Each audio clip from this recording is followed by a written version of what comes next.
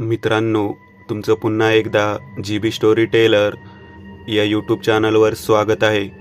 आजच्या आपल्या गोष्टीचं नाव आहे बंद खोली वेश्येची. लेखक संतोष देशपांडे. पण गोष्ट सुरू करण्याआधी जर कोणी या चॅनलवर पहिल्यांदाच आलेले असाल तर त्यांनी ह्या चॅनलला सबस्क्राईब करायला विसरू नका. चला तर मग अजिबात वेळ न घालवता गोष्टीला सुरुवात करूया.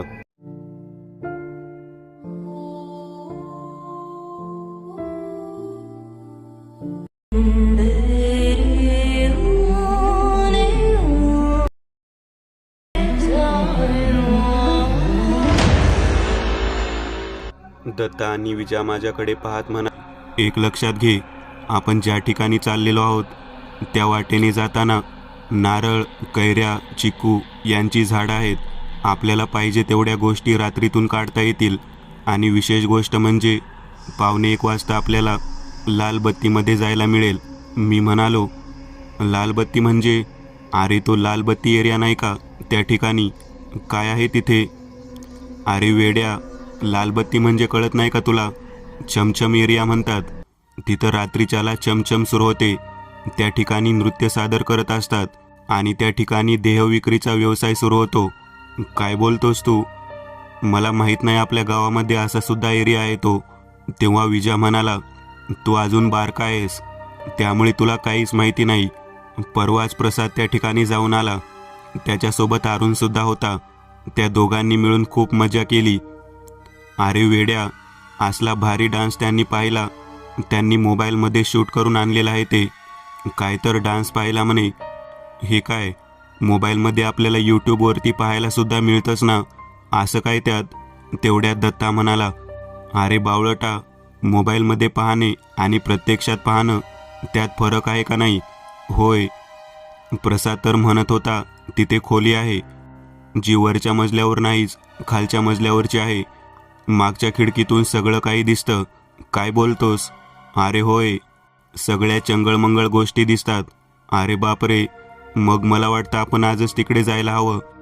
ते जे काय असेल फळ वगैरे रात्रीतून गोळा करायची ते राहू दे.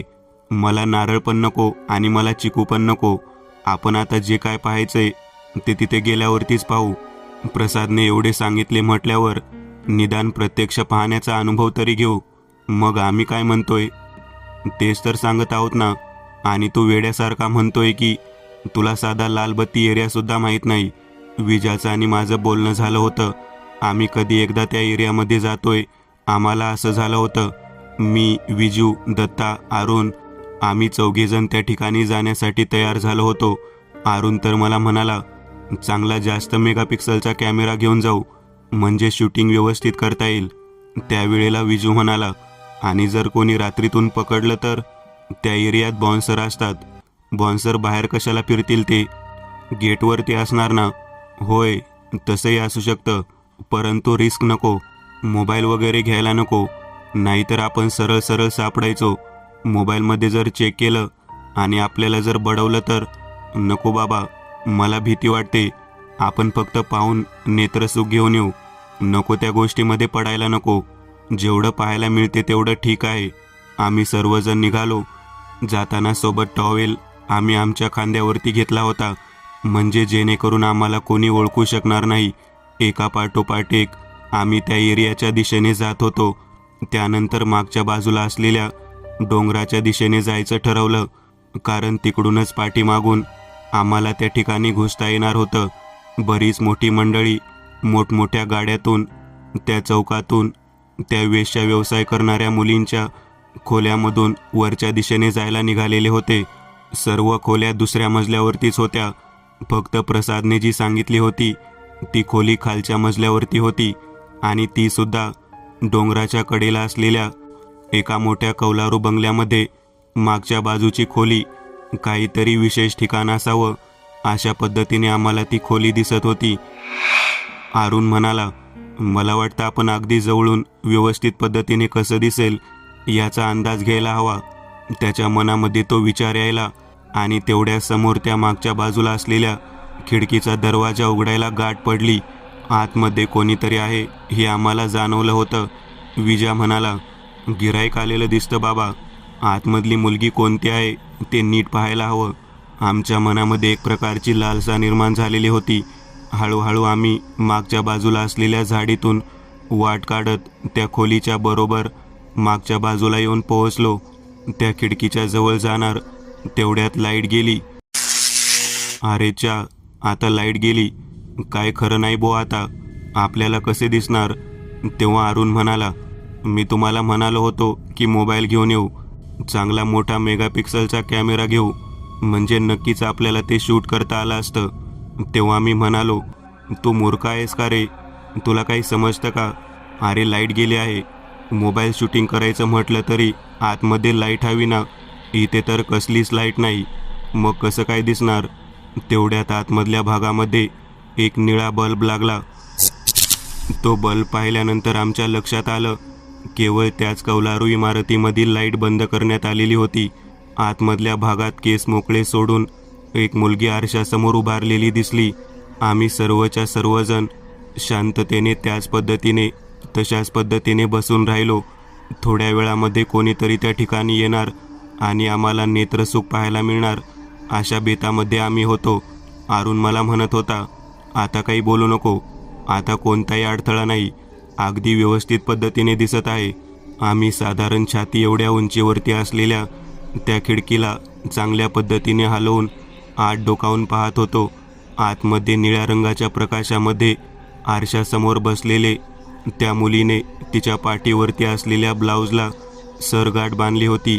अतिशय नक्षीदार पद्धतीचा तिने ब्लाऊज घातलेला आम्हाला दिसत होता. निळ्याशार प्रकाशामध्ये तिचं शरीर चांगलं उठून दिसत होतं.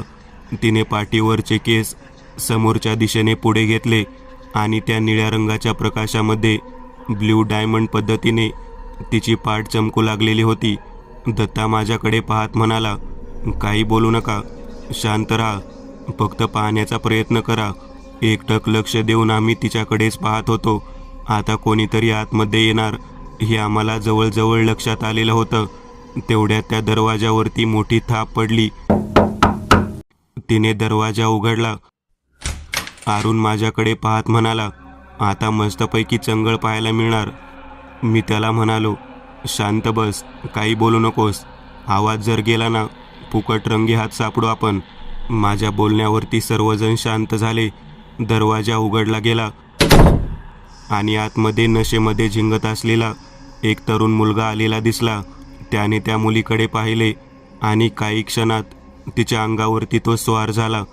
तिचा चेहरासुद्धा त्याने नीट पाहिला नाही, केवळ तिच्या शरीराकडे पाहिलं आणि त्याने तिच्यासोबत शारीरिक सुख घेण्याच्या दृष्टिकोनातून सुरुवात केली. त्याने स्वतःचे कपडे बाजूला केले, त्या मुलीचे कपडेसुद्धा बाजूला केले आणि तो तिच्यावर एखाद्या पाशवी पद्धतीचा बलात्कार करत असावा अशा पद्धतीने वागू लागला. ती मुलगी सावध व्हायच्या अगोदरच त्याने तिला उपभोगायला सुरुवात केली होती. तो खूप धष्टपुष्ट आणि ताकदवान मुलगा होता. ती मुलगी जेमतेम शरीराने हाडकोळी सडपातळ होती. तिला स्वतःचे शरीर सावरण्यासाठी त्याने वेळच दिला नाही आणि तिच्यासोबत एखाद्या आघोरी माणसाप्रमाणे, हापापलेल्या माणसाप्रमाणे शारीरिक सुख उपभोगू लागला. ते दृश्य पाहिल्यानंतर अरुण माझ्याकडे पाहत म्हणाला, किती हापापलेला माणूस दिसतो, त्याला जरासुद्धा लाज नाही. त्या मुलीचा चेहरा तरी पाहायचा, तिच्याशी बोलायचं तरी. आम्हाला त्या मुलीचा चेहरा अजिबात दिसत नव्हता. थोड्या वेळाने तो शांत झाला. आपल्या पॅन्टच्या खिशातील पैसे काढले आणि तिच्या अंगावरती फेकले आणि निघून गेला. ती बिचारी तशीच तडफडत स्वतःच्या शरीराला सावरत उठताना दिसली. अरुणच्या मनात तिच्याबद्दल प्रेम भावना निर्माण झाली. तो आमच्याकडे पाहत म्हणाला, मला वाटतं तिला आधार द्यायला हवा, ती खूपच घायाळ झालेली आहे, तिला जागेवरून उठतासुद्धा येत नाही. किती नालायक व्यक्ती होता तो. खरंच वेश्येची जिंदगी किती भयानक आहे. बापरे, अशा पद्धतीने दारू पिऊन येणारी लोक जर या मुलीला या पद्धतीने उपभोगत असतील तर खूप अवघड गोष्ट आहे. त्याने असे बोलणे केल्यानंतर आम्ही एकमेकाकडे पाहत म्हणालो, खरंच नशेमध्ये असलेल्या माणसाला कोणतीच जाणीव राहत नाही. इतक्यात आतमध्ये डुंकून पाहण्यासाठी आम्ही प्रयत्न केला तर आतमध्ये कोणीच दिसत नव्हतं. सर्वत्र केवळ भयानक अंधार, निळी लाईटसुद्धा नव्हती. आतमध्ये कोणीच दिसत नव्हतं. हे असं कसं काय असू शकतं? आम्ही सर्वजण खिडकीतून आतमध्ये पाहण्यासाठी आसूसून बघत होतो, परंतु आतमध्ये कोणीच नव्हतं. अरेच्या, आपल्याला जशा पद्धतीचा भाग पाहायचा होता तो भाग आपल्याला पाहायलाच मिळाला नाही. 1 मिनिटाच्या आतमध्ये असं काय घडलं की ती मुलगी एवढ्या वेगात उठून तिथून निघून गेली असावी? काहीतरी वेगळा प्रकार आहे. मी चिडून म्हणालो, काय हे, एवढ्या रात्री इथपर्यंत आलो आणि हे पाहून आपल्याला शांत बसावं लागत आहे. त्या मुलीच्या वेदना, तो त्रास मला तर पाहत नाही बाबा. अरुण म्हणाला, आपण पुढच्या बाजूने जाऊन पाहायचं का? ती कदाचित बाहेर आली असेल. आम्ही हळूहळू त्या पुढच्या बाजूने जायचा प्रयत्न करू लागलेलो होतो. बरंच अंतर पार करून आम्ही पुढच्या बाजूने गेलो तेव्हा समोर जिन्यातून वर जाणारी मुले दिसत होती. आम्ही त्या ठिकाणी पोहोचलो. खालच्या बाजूला 2 बाउन्सर उभारलेले होते. आमच्याकडे पाहत म्हणाले, अरे मागून कुठून आला तुम्ही? तेव्हा आम्ही म्हणालो, का मागून यायला बंदी आहे का? तेव्हा एक जण म्हणाला, नीट बोलता येत नाही का तुला? मी म्हणालो, आम्ही गिराईक आहोत, तूच आमच्याशी नीट बोल. आता मात्र त्याला काय उत्तर द्यावे कळले नाही. तो म्हणाला, अरे मागच्या बाजूला कोणी जात नाही. मागच्या बाजूला जाण्याचं सोड, तिकडे पाहण्याचं सुद्धा कोणाचं धाडस नाही. आम्ही म्हणालो, काय बोलत आहेत? आम्ही आता तिथून आलेलो आहोत. तेव्हा तो बाउन्सर म्हणाला, ते कसं काय शक्य आहे? ज्या व्यक्तीने मागच्या भागामध्ये प्रवेश केलेला आहे तो दुसऱ्या दिवसापर्यंत कोणाला दिसलाच नाही. आम्ही 4घे जण चांगलेच घाबरलो. कोणाला दिसलाच नाही म्हणजे? तो बाउन्सर म्हणाला, त्या पानटपरीवाल्या काकाला विचार, सगळं सांगेल. आम्ही तिथून थोड्याच अंतरावर असलेल्या अण्णासाहेबांच्या पानटपरीवर जाऊन पोहोचलो. त्यांना विचारले की मागच्या बाजूला असलेल्या भागामध्ये गेलेली व्यक्ती परत कधी दिसत नाही, नेमकं काय आहे रहस्य? तेव्हा तो अण्णासाहेब म्हणाला, पोरांनो, तुम्ही गेला नाहीत ना तिकडे, मग जाऊ दे, काय करायचे तुम्हाला रहस्य जाणून घेऊन? आम्ही म्हणालो, आम्ही त्या ठिकाणाहूनच आलेलो आहोत. दत्ता विजा दोघेही जण म्हणाले, हां, अरुण तर अगदी जवळून पाहून आलेला आहे. तेव्हा अण्णासाहेब म्हणाले, पोरांनो, तुम्हाला कोणी जायला सांगितले तिथे? खूप भयानक आहे ते ठिकाण. काय बोलत आहात? चांगली तर खोली होती. अरे त्या खोलीमध्ये एका तरण्या वेश्येचे पिशाच राहतं. रात्रीच्या वेळी जर तिकडे कोणी गेलं ना तर तो व्यक्ती 24 तासानंतर परत कधीच कुठे दिसलेला नाही. आम्ही जाम घाबरलो. त्या अण्णासाहेबाकडे पाहत म्हणालो, अहो, आम्ही आता पाहून आलेलो आहोत. त्या खोलीमध्ये ती मुलगी असलेलं आणि अचानक ती गायब झाली. ती मुलगी नव्हती का? ती वेश्या नव्हती का? तेव्हा अण्णासाहेब म्हणाले, अरे मूर्खांनो, खालच्या मजल्यावरती जर वेश्या व्यवसाय सुरू होत होता तर लोक वर कशाला गेले असते दुसऱ्या मजल्यावर? तुम्ही कशाला गेला होता तिकडे? उगाचच नको त्या फंद्यामध्ये पडला तुम्ही. तेव्हा आम्ही म्हणालो, आमचा मित्र प्रसाद, त्यानेच आम्हाला सांगितले त्या ठिकाणी खोली आहे म्हणून. आता कुठे आहे तो? तो स्वतः जाऊन बघून आला होता का? आम्ही म्हणालो, हो, तो स्वतः जाऊन बघून आला होता. आता कुठे आहे तो? माहीत नाही, परंतु त्याने पाहिल्यानंतर लगेच दुसऱ्या दिवशी आम्हाला सांगितलं होतं. कालच त्याने पाहिलं आहे. तेव्हा अण्णासाहेब म्हणाले, मग आता प्रसाद गेला म्हणून समजा आणि उद्या तुम्ही. प्रसाद गेला म्हणून समजा. हे ऐकल्यानंतर आमच्या पायाखालची जमीन सरकली. त्याहीपेक्षा भयानक स्थिती आमची तेव्हा झाली जेव्हा आम्ही सुद्धा त्या ठिकाणाहून गायब होणार याची भीती तेव्हा आम्हाला दाखवण्यात आली. तेव्हा मनापासून भीती वाटू लागली. अगोदर प्रसाद कुठे आहे ते शोधणे गरजेचे होते. आम्ही अण्णासाहेबाला म्हणालो, तुम्ही जे काही सांगत आहात ते सर्व काही खरे कसे धरायचे? तेव्हा अण्णासाहेब म्हणाले, अरे मूर्खांनो, आता जावा आणि ती खोली कशी आहे ते बघून या, मग तुम्हाला समजेल मी जे काही बोलत आहे ते नेमकं कसे आहे ते. आम्ही अण्णासाहेबांना म्हणालो, तुम्ही ज्या पद्धतीने सांगत आहात त्या पद्धतीने जर घडले असेल तर प्रसाद हा जिवंत नसणार आहे. आणि उद्या आम्ही सर्वजण, हे कसे काय शक्य आहे? तेव्हा अण्णा म्हणाला, तुम्ही मागच्या बाजूला पुन्हा एकदा त्या खोलीच्या खिडकीजवळ जावा, म्हणजे तुम्हाला सर्व काही कळेल. नाही नाही, आम्ही अजिबात त्या ठिकाणी जाणार नाही. तुम्ही जे सांगता ते जर खरे निघाले तर आमचा जीव विनाकारण जाईल. आम्हाला मरायचे नाही. आम्हाला यातून मार्ग काढायला काहीतरी उपाय सांगा. तेव्हा अण्णासाहेब म्हणाले, तो जो प्रसाद आहे ना, त्याची स्थिती काय आहे ते अगोदर शोधून घ्या. तो तुम्हाला त्या खोलीमध्ये सापडणार आणि एकदा तो खोलीच्या आतमध्ये सापडला की मग पुढे काय करायचे ते मी तुम्हाला सांगेन. तुमचं वाचणं खूप अवघड आहे. जेवढं सोपं वाटतं तेवढं नाही. ती गोष्ट सहजासहजी घडणार नाही. तुम्हा चौघांना पुन्हा एकदा त्या खिडकीमध्ये जाऊन प्रसादला हाक मारावी लागेल. जर प्रसादचा चेहरा दिसला तरच तुम्ही वाचणार, हे लक्षात ठेवा. जोपर्यंत त्याचा चेहरा दिसणार नाही तोपर्यंत तुमचं काही खरं नाही. दत्ता अरुण रडू लागले. विजय मला म्हणाला, आपण घाबरायची गरज नाही. आपण पुन्हा एकदा प्रयत्न करू. आम्ही सर्वजण पुन्हा एकदा त्या वाटेने जाण्यासाठी तयार झालेलो होतो. बंद जी खोली होती त्या खोलीच्या मागच्या बाजूला खिडकीमध्ये जाऊन पोहोचलो. खिडकीच्या आतमधून डोकावण्याचा प्रयत्न केला, परंतु आतमध्ये सर्वत्र काळाकुट्टा अंधार होता. प्रसाद प्रसाद म्हणून खूप वेळा हाक मारली, परंतु प्रसाद काही केल्या दिसत नव्हता. आम्हाला अण्णासाहेबांनी सांगितलेलं प्रत्येक वाक्य आठवू लागलं. जर प्रसाद याला आम्ही त्या खोलीमध्ये पाहू शकलो नाही तर मग काय खरं नाही. आम्ही गयावया करू लागलो. एकमेकाकडे पाहत रडू लागलो. आता नेमकं काय होणार हेच आम्हाला समजत नव्हतं. त्याच वेळेला पुन्हा एकदा आम्ही प्रसाद प्रसाद म्हणून हाक मारायला सुरुवात केली. आम्ही असत जसे ओरडू लागलो की ती लाईट तशीच उघडझाप होत होती. काही क्षणात ती मुलगी आमच्या समोर दिसली. पुन्हा एकदा त्या प्रकाशामध्ये ती मुलगी आपल्या अंगावरचे कपडे बाजूला काढताना मला दिसत होती. आम्ही तिच्याकडे पाहत होतो, परंतु प्रसाद मात्र कुठेच दिसत नव्हता. हे भगवंता, आता काय करावे हे काही समजत नव्हतं. तेवढ्यात पलंगाच्या खालच्या भागातून काहीतरी फरफटत ओढत बाहेर काढलेल्या गोष्टीला जेव्हा आम्ही पाहिले तेव्हा आमच्या लक्षात आले, हे दुसरे तिसरे काही नसून प्रसादचे प्रेत होते.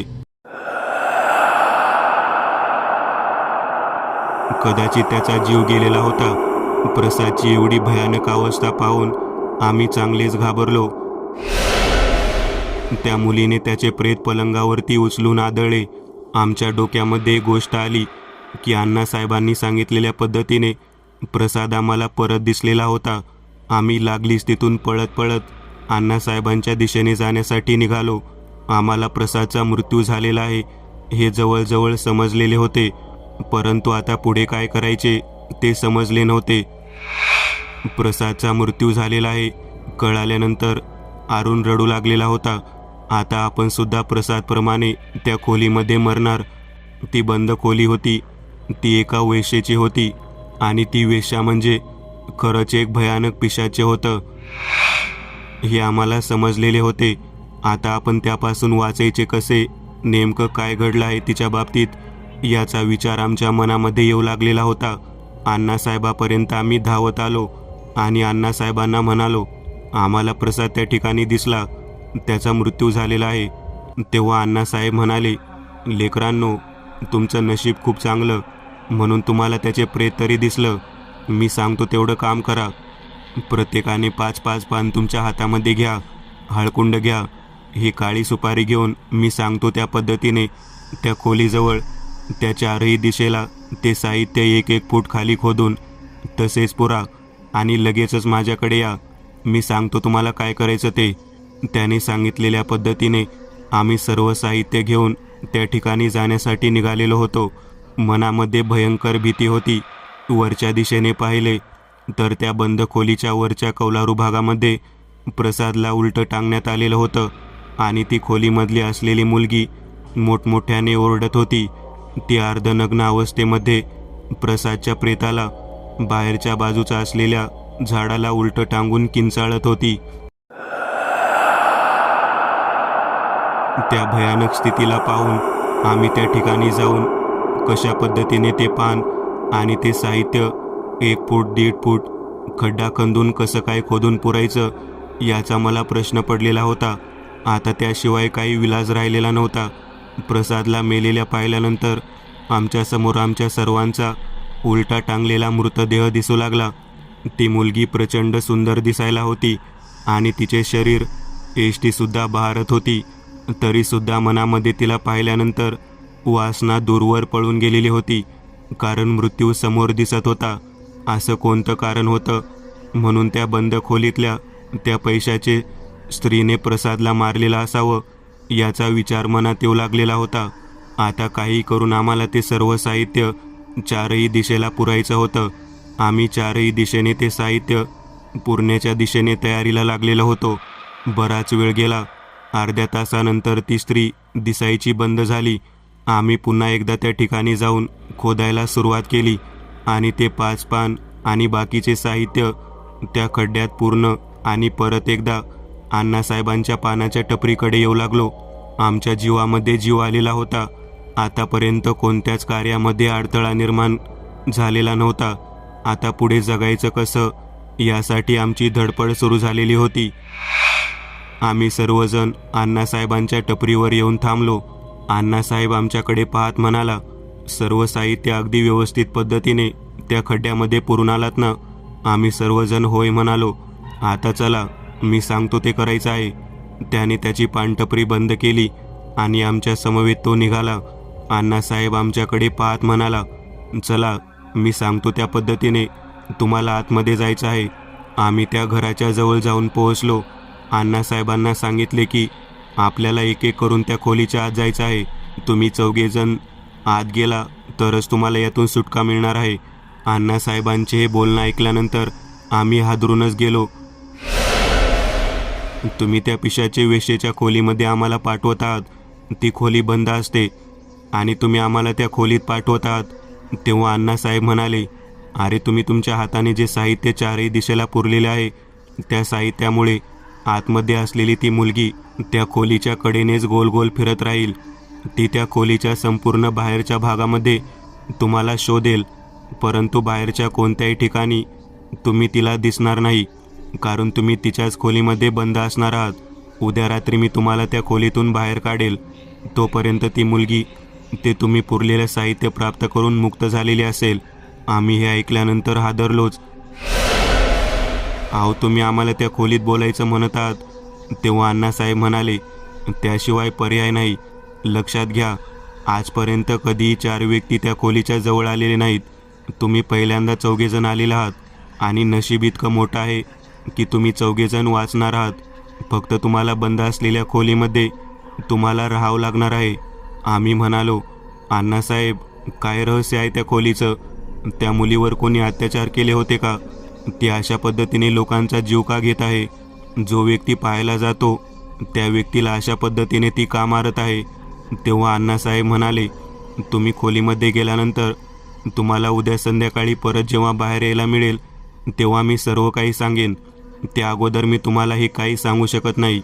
त्या खोलीमध्ये जाण्याचे धाडस आमच्यामध्ये नव्हतं, परंतु जे सर्व काही अण्णासाहेबांनी सांगितलं तेव्हा आम्हाला कळून चुकलं की आपल्याला जर वाचायचं असेल तर त्या ठिकाणी आपल्याला जावेच लागेल. शेवटचा विश्वास त्यांच्यावर ठेवावा म्हणून आम्ही त्या खोलीच्या दिशेने निघालो. आतमध्ये प्रवेश करण्यासाठी आम्ही प्रयत्न करू लागलो. अण्णासाहेब म्हणाले, मागच्या त्या झाडाला लटकलेलं प्रेत पहा. उद्याच्याला तुमची वेळ त्या ठिकाणी असू शकते, हे लक्षात घ्या आणि मगच बाहेर पडण्याचे धाडस करा. आम्ही म्हणालो, आम्ही तुम्ही बाहेर काढल्याशिवाय अजिबात बाहेर पडणार नाही. ती मुलगी खोलीच्या बाहेर प्रसादच्या प्रेताला ज्या पद्धतीने लटकवून विकट हास्य करत होती ते पाहिल्यानंतर आम्ही खोलीच्या आतमध्ये जाऊन पोहोचलो. अण्णासाहेबांनी खोली बंद केली. अरुण, दत्ता, विजय आणि मी 4 जण जीव मुठीत घेऊन त्या ठिकाणी थांबलेलो होतो. आम्हाला माहीत होतं की जर आपण चुकीचं पाऊल उचललं तर नक्कीच काहीतरी घडणार. अरुण मला म्हणाला, आपण एकत्र बसायला नको. याच पलंगाखालून प्रसादचे प्रेतीने ओढून बाहेर काढलं होतं. त्या वेश्येचे स्त्रीचे नावसुद्धा घ्यायला नको. आम्ही सर्वच्या सर्वजण विचार करून एका कोपऱ्यामध्ये बसलो. त्या कोपऱ्यामध्ये बसल्यानंतर आम्हाला कळून चुकलं, आपण एका भयानक गोष्टीमध्ये अडकलेलो आहोत. प्रसादचा मृत्यू कसा झाला ते दृश्य आम्हाला समोर दिसू लागलं. प्रसाद या ठिकाणी आला होता आणि त्याने त्या खिडकीमधून व्हिडिओ शूटिंग काढलेलं होतं. त्या मुलीचं व्हिडिओ शूटिंग त्याने सर्वांना दाखवलं होतं. या बंद खोलीतील त्या पिशाच झालेल्या वेश्या मुलीच्या बाबतीतलं रहस्य त्याने आमच्यापर्यंत पोहोचवलं होतं. कदाचित त्या मुलीने त्यामुळेच त्याला मारलेला असावा. आमच्या मनात असा विचार आला काही वेळानंतर पहाट झाली. आम्ही सर्वच्या सर्वजण घाबरून जाऊन जीव मुठीत घेऊन दिवस उजडू लागल्यानंतर पूर्णतः झोपी गेलो. रात्रभर झालेलं जागरण आणि ते पाहिलेलं दृश्य डोळ्यासमोरून जात नव्हतं. कधी एकदा मी बाहेर येऊ असं वाटत होतं. नजरेसमोर केवळ अंधार आणि त्या मुलीच्या बाबतीत घडलेले सर्वच्या सर्व अत्याचारात्मक गोष्टी दिसू लागलेल्या होत्या. आम्ही संध्याकाळ झाल्यानंतर अण्णासाहेब कधी येऊन दरवाजा उघडतात ती वाट पाहत होतो. अण्णासाहेबांनी दरवाजा उघडला आणि आम्हाला बाहेर काढलं. आम्ही बाहेर आल्यावर त्यांनी आम्हाला बाजूचे 4ही खड्डे दाखवले. ते सर्वच्या सर्व खड्डे पाहिल्यानंतर आम्हाला अण्णासाहेब म्हणाले, झाडाखालचा खड्डा पाहिला का? आम्ही त्या खड्ड्याजवळ जाऊन पोहोचलो. तो खड्डा थोडा उकरला तेव्हा त्यांनी आम्हाला प्रसादचा चेहरा दाखवला आणि त्यानंतर त्यावरती माती सारत म्हणाले, जी मुलगी या ठिकाणी होती ती कोण होती माहिती आहे का? एक पिशाच्य होती. ती वेश्या नव्हती.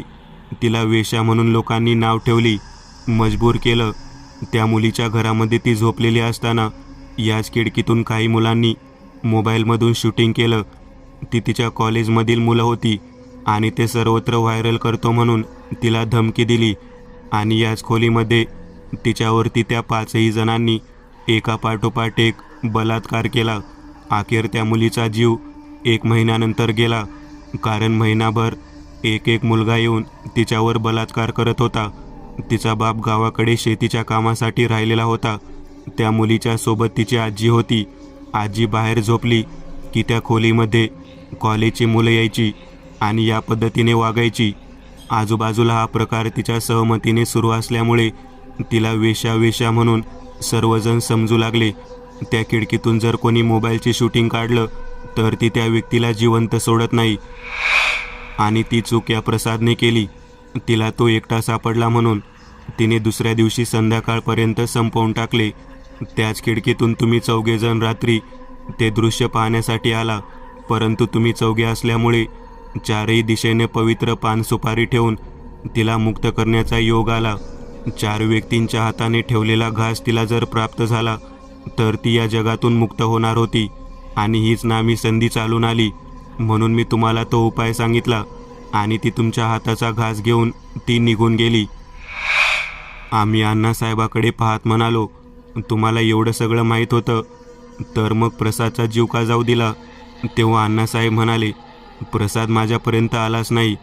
तुमच्यामुळे मला कळाले की प्रसाद त्या ठिकाणी येऊन गेला होता. शक्यतो रात्री त्या भागात आम्ही कोणाला जाऊ देत नाही, परंतु पोरांनो, तुम्ही गेलात ते सर्व काही विधिलिखितच होते. आम्ही म्हणालो, तुम्हाला या बाबतीत सर्व माहिती कशी काय?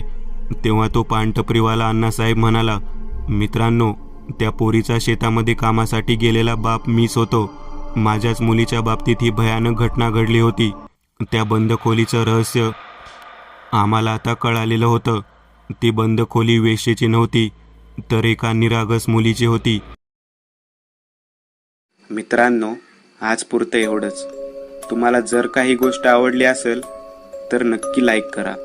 तुमच्यापैकी बरेचसे जण व्हिडिओ लाईक न करताच पळून जातात, पण हा जर व्हिडिओ तुम्ही लाईक केला तर मला जरा बरं वाटेल आणि असेच भारी भारी व्हिडिओ बनवायची माझ्यात एनर्जी येईल. त्यामुळे नक्की लाईक करा आणि अजूनही कोणी या चॅनलला सबस्क्राईब केलेलं नसाल तर लगेच सबस्क्राईब करून टाका आणि बाजूची घंटी ती मात्र दाबायला विसरू नका. देवाची घंटी आहे ती. चला तर मग पुन्हा भेटूया अशीच एक आगळी वेगळी गोष्ट घेऊन पुढच्या